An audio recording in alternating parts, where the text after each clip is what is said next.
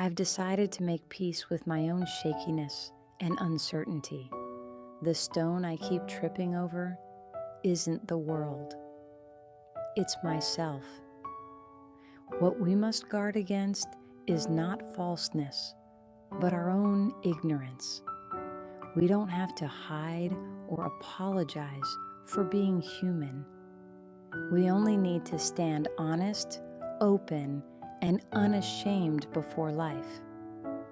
And that in itself is enough. Hello, this is Silver Simplified. Today we open the essays by Michel de Montaigne, a book that still speaks quietly across the centuries.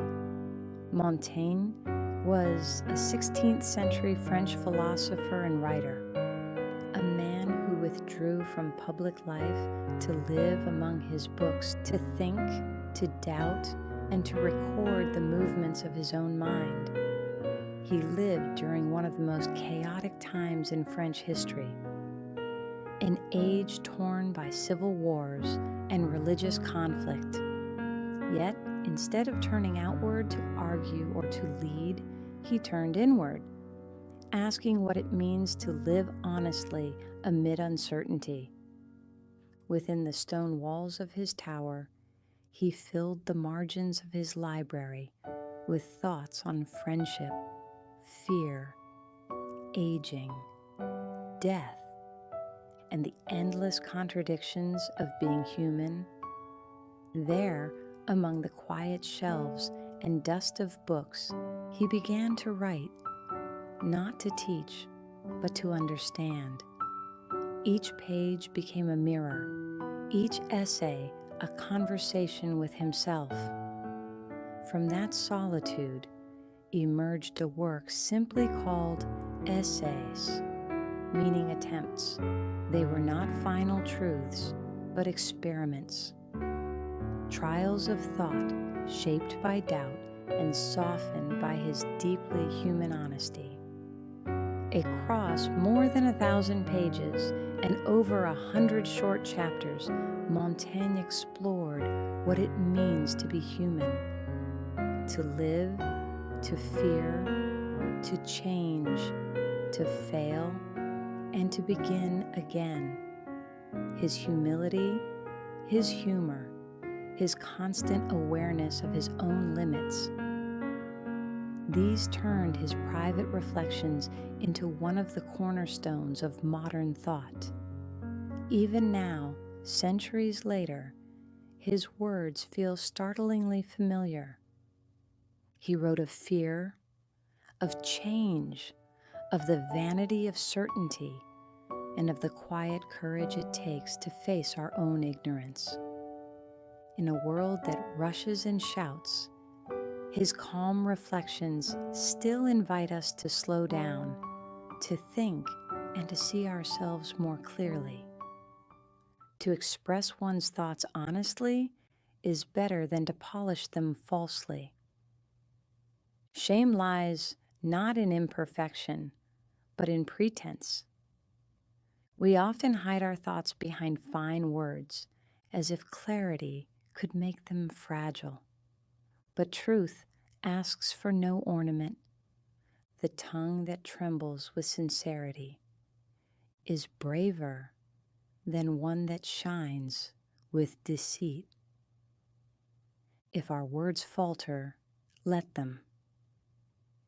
It is not the crack in the voice that shames us, but the silence born of fear. To speak one's mind without disguise. This is not arrogance, but self-respect, for every confession of imperfection is a quiet act of freedom. My motto is, make haste slowly. I move at my own pace, and that pace is slow. Let others rush where vanity calls. The wise walk as their breath allows. There is no virtue in running to what the soul has not caught up to. To live well is to move with the rhythm of one's own heart. Patience is not delay. It is precision. The mind that hurries mistakes movement for meaning. The one that lingers learns to see the shape of time. When we walk slowly, our shadow keeps us company. And that, too, is wisdom. We cannot see the whole of anything, so I take a part, turn it, taste it, and look again. The mind wants vastness, but truth hides in the narrow path. He who tries to grasp all grasps nothing. He who studies a fragment with care touches the infinite. To judge is not to decide, but to perceive. We are not makers of truth, but witnesses. The eyes that wish to see the whole must first learn to rest upon the smallest thing. Depth begins where impatience ends.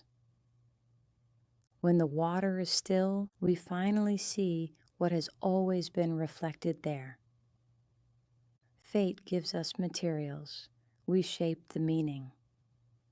The world turns, and we turn with it. We do not command the seasons, but we may choose how to stand in their wind.